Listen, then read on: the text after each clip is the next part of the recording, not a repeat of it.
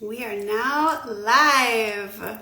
So amazing. I'm going to give it just a minute or however long it takes for some people to join us tonight. So if you are watching the replay, you can just skip ahead maybe a minute or 2 minutes. Hello, welcome. We're going to give it a moment for some people to join. And let me know how you're doing in the chat. Would love to hear how you're doing this evening as you're joining. Hello, welcome, welcome. We're waiting for some folks to join. Let me know in the chat how you're doing tonight.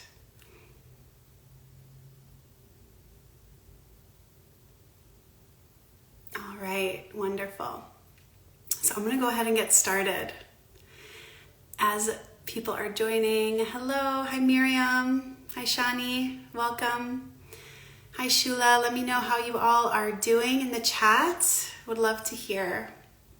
We're going to go ahead and get started. Tonight's going to be different than what I originally planned in the best way, and I'm really excited to share about why that is. So as you're joining, just get comfortable. If you don't know me already, my name is Ashley Perl, and I'm a transformation coach. So I use things like somatic practices and parts work, psychology, nervous system regulation, and a whole bunch of other great stuff to support people with overcoming anxiety and experiencing more peace, presence, fulfillment in relationships and in their lives. And the topic for today is all about healing your people pleaser. And so if you're here with me right now, would love to just hear, why you're here tonight, what you're interested in learning. What's so funny in the best way possible is that just, minutes before I was getting ready to look at my notes, and I always create some notes ahead of time so that I can make sure that I'm providing as much value as possible, that, my mind, which can tend to jump to a lot of places, is really clear on what are we talking about tonight and what are our takeaways. Well, my computer decided to not work. It just completely broke down on me and I wasn't able to access my notes. Okay, so this is minutes before hopping on here with you right now. And I love that this happened. I'm someone that, I teach about all this stuff, but it's one thing to teach it and it's one thing to actually be a living, breathing embodiment of it. And sometimes we get tested or we are given opportunities to practice what we preach, for lack of a better term. And so when this happened, when I realized, wow, my computer is broken and I'm not going to be able to access the beautiful notes that I created for this, I started to feel a little bit of panic. Is probably too strong of a word. It was more like my emotions were starting to, I could feel sensations arise in my body. I started to hear all of these thoughts of, oh my gosh, I'm going to have to postpone this, or oh my gosh, I'm going to have to do this on the spot and it's not going to be good enough and I'm going to disappoint people. And all of these stories started coming online in my head. Let me know if you relate to that. We talked about the inner critic last week, and so hello, this inner critic was coming online. But it definitely was a mixture between my people pleaser, not wanting to disappoint anybody, and some other things which I'll get into, and a little bit of my perfectionist as well, because I like to have a high standard for what I share with you all, and that part of me was coming online as well. And if you've been around the OKclarity space for a while, you might have seen that we already did a training on your people pleaser and your perfectionist, how they're related and how to start working through them. Tonight, we're digging deeper into the people pleaser, but the practice that I'm going to share with you and the steps that I'm going to invite you into can be for any part of you that comes, okay? Any part of you that arises. And so what I'm going to do, which I wasn't planning on, but we're kind of building this plane today as we fly it, is I'm going to show you first a real live practice that I would do, that I will guide myself through with this part of me that arose, right? With this people pleaser that arose. And then we're going to talk about the people pleaser a little bit more, and I'm going to guide you in this practice. Okay. So I'm someone that believes that nothing happens accidentally. I think things happen for a reason. And perhaps this way of teaching is actually going to be more impactful than the way that I would have taught if my computer would have, worked for me. And I mean, I'll still have to work on that later, but here we are. All right. So let me know how that sounds to you. We're going to go ahead and get started. Okay. This is what it really looks like to take the opportunity that arises in our lives. I call it emotional responsibility, or like really taking ownership over self-healing. Because that part of me that arose when I was afraid of this not going as well as it could have, right? There's something to that. There's a part of me that maybe needs a little bit of my attention. So I'm going to show you right now, walking through what I did. So, and I might close my eyes because that is actually how I can connect to my inner landscape and my emotions, but I'll keep popping in and out. So, okay, I noticed this people pleaser part of me arising. So I tuned into my own body. This is where we bring in the somatic practice, right? Really noticing like what's happening in my body right now as I think about the fact that I don't have access to my notes for tonight. I felt, and I can feel it right now, I can tap in and out of it pretty easily since I've been doing this work for many years. I start to feel my chest constrict. I start to feel my solar plexus, or the space above my belly button, get kind of tight. So it's like almost like this fear is overcoming my body, okay? So I'm noticing the fear.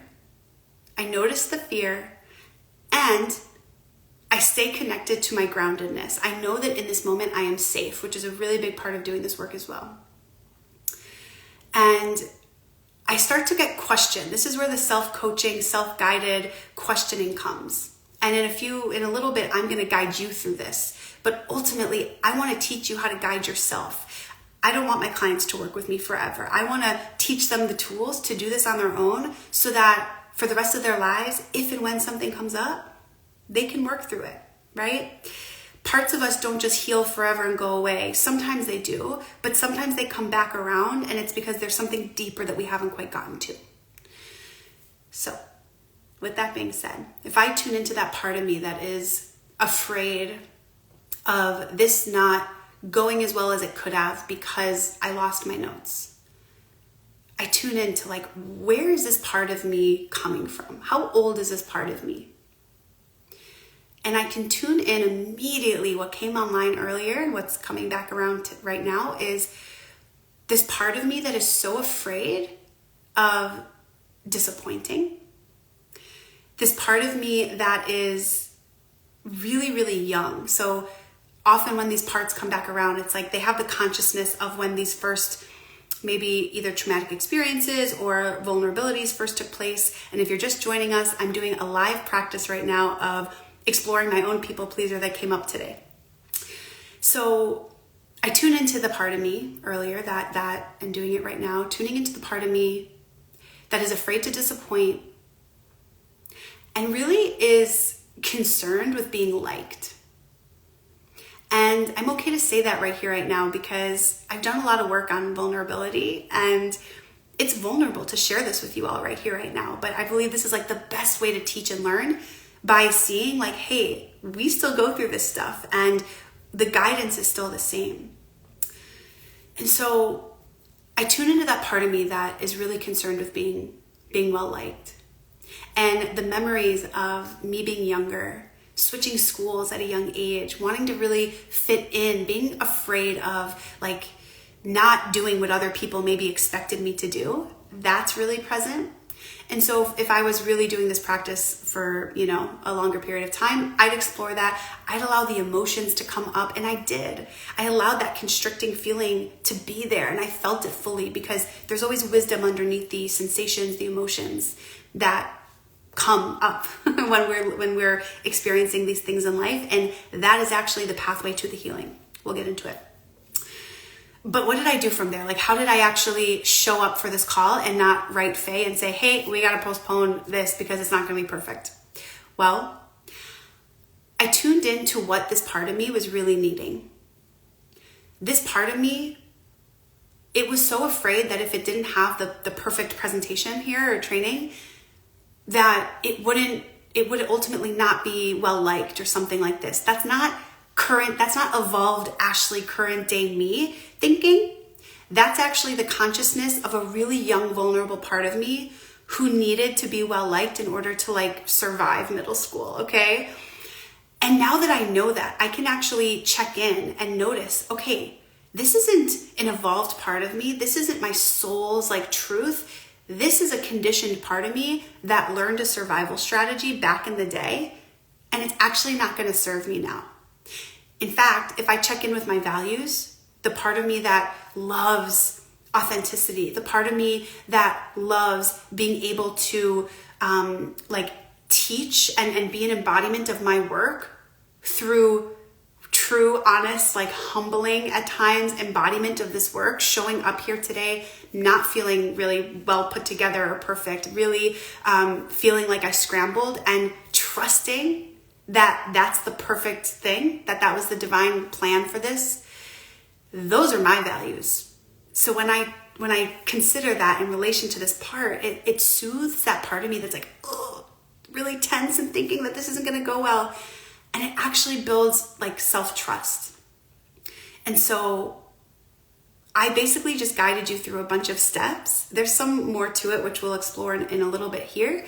But let me know if that, like what you thought of that. I'm just so curious because, I've never done this before in this way. But that's kind of the work, you guys. So when we talk about healing your people pleaser, I'm going to go into now, like, is people pleasing an issue for you and how you can guide yourself through what I just did. But that's kind of what it can look like. It's not, steps 1 through 3, create the boundary, then everything is good. That's not really how it works. There's a lot of self-healing involved, a lot of tending to our emotional landscape, a lot of safety that we get to build and trust that we build through, trial and I don't like saying trial and error because there's no error to it. It's we try something and then we learn and then we optimize. And then we try something and then we learn and then we optimize. So let's now move into, with all that being said, okay, the most important thing to realize is that I didn't let that part of me that was people pleasing get in the way of me showing up here. I think that's like the big thing, because we can let these parts of us keep us angry and resentful, perhaps. This is kind of getting into like, is people pleasing an issue for you? So let me actually go that way. It's not a bad thing to do kind things for others, right? This is not what people pleasing is about. People pleasing as a tendency that actually keeps us in cycles that are hurting us, harming us, really depleting us. Like, these are the things keeping us from the relationships that we want, right? Keeping us from showing up authentically. That's when it becomes an issue. So ask yourself this, okay? Do you experience any anger or resentment with the relationships in your life because you feel like you're doing a lot for others and maybe other people aren't responding in the way that you expect? Something to consider. Do you feel exhausted or overwhelmed by all of your commitments, but anytime a part of you wants to say no to a commitment, you feel guilty, or you feel like you can't or you shouldn't, so you just keep overextending yourself? Could be a sign that there's an issue with people pleasing here. Is there a part of you that maybe feels not enough or inadequate and maybe really overly worried or concerned about what other people think? Sign that perhaps there's people pleasing happening here that isn't best serving you. So I'll guide you in just a brief self-exploration exercise. This is basically what I walked myself through. I already knew this information, so I want to give you a chance to walk yourself through it now, okay?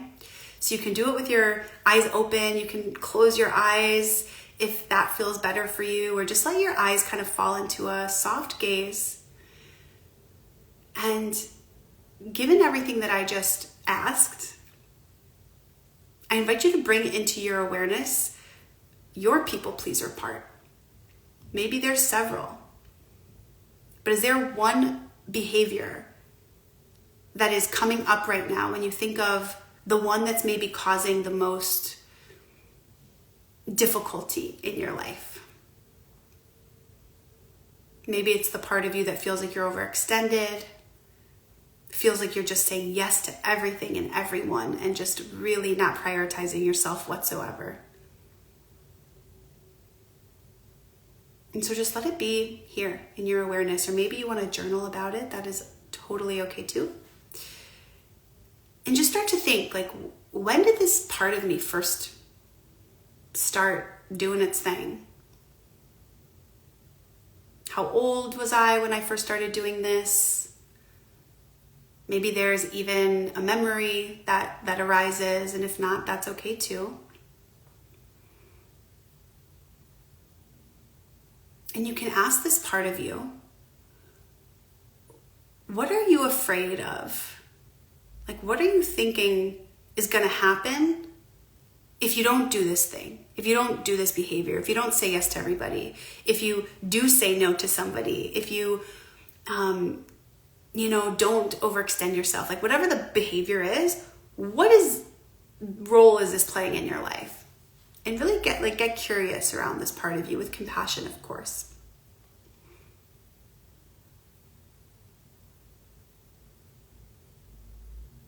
And then once you start to get to know it more, and you might need to take this and rewatch it and sit with that question for like 10 minutes, an hour, what have you, okay? But for the sake of this training, I'm just gonna go to the next question here. Knowing that this part of you really cares about or is really afraid of, disappointing someone or being left out or being different, like whatever the thing is, what must it care about most? What must it care about most? This is where we get to like understanding your core needs, your part's core needs.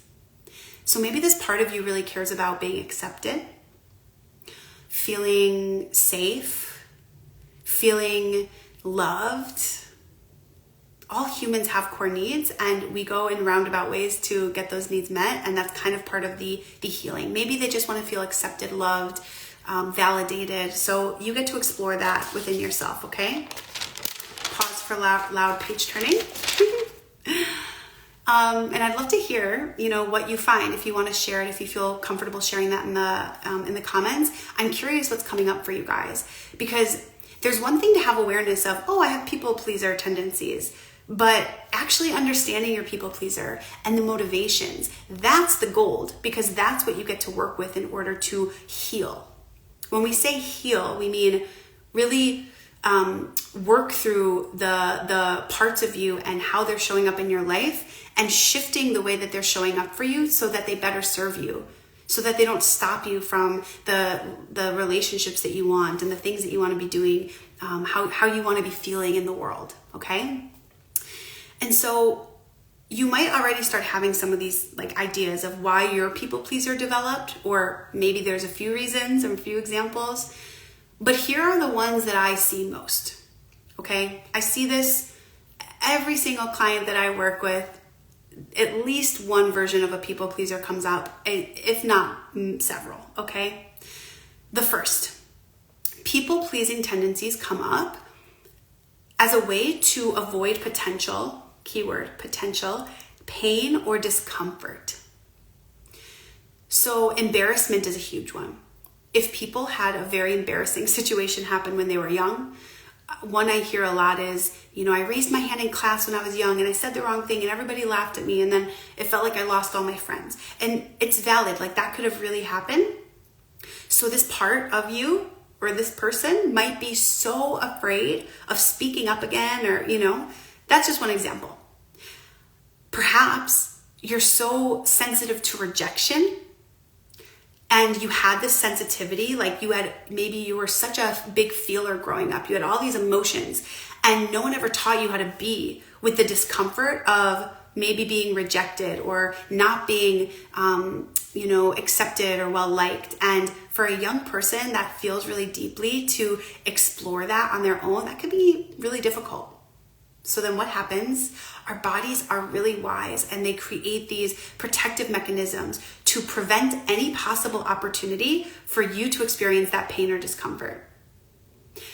Ergo, you just say yes to everything, you say yes to everybody, you please everybody, so of course you could never disappoint somebody, right? It's trying to prevent that like uncomfortable feeling in the body.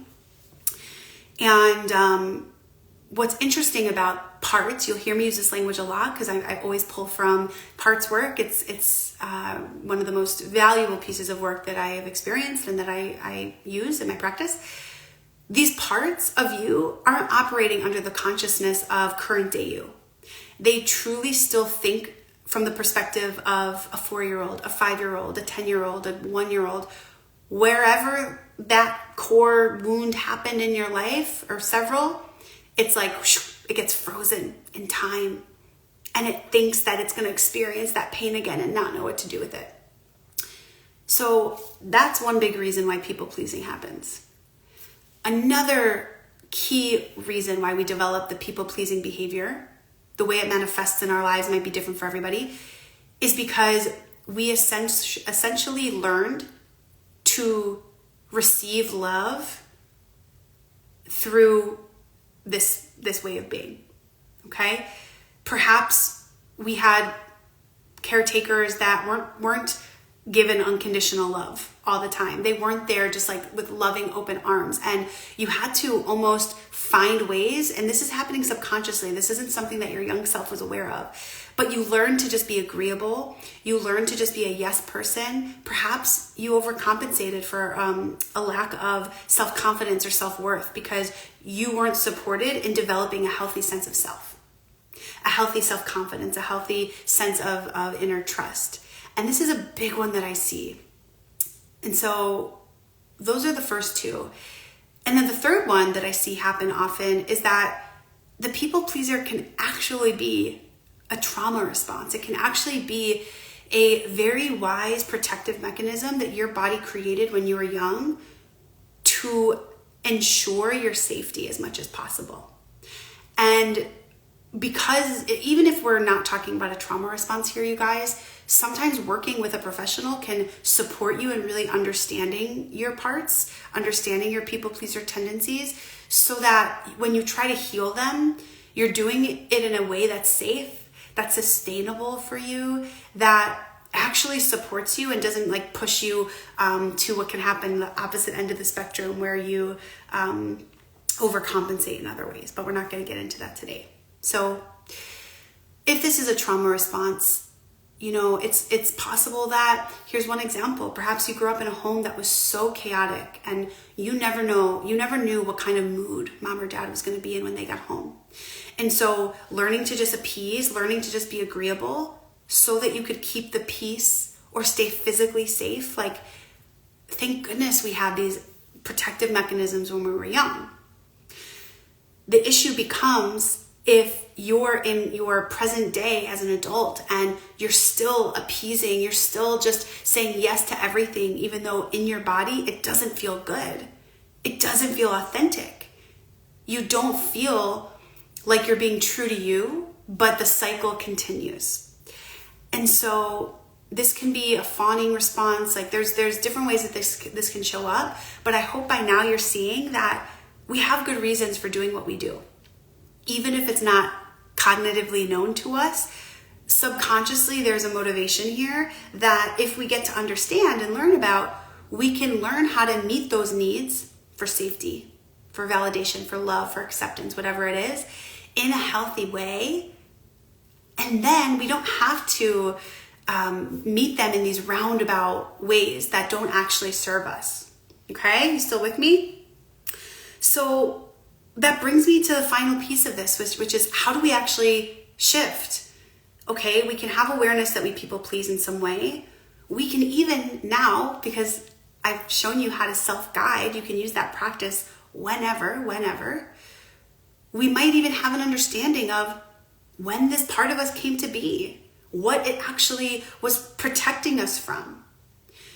But now, in present day, what do we do about it? How do we sustainably shift? Well, step one is to get to know them right? Get to know our people-pleasing tendencies, get to know their motivations, and understand what they're trying to protect you from, okay?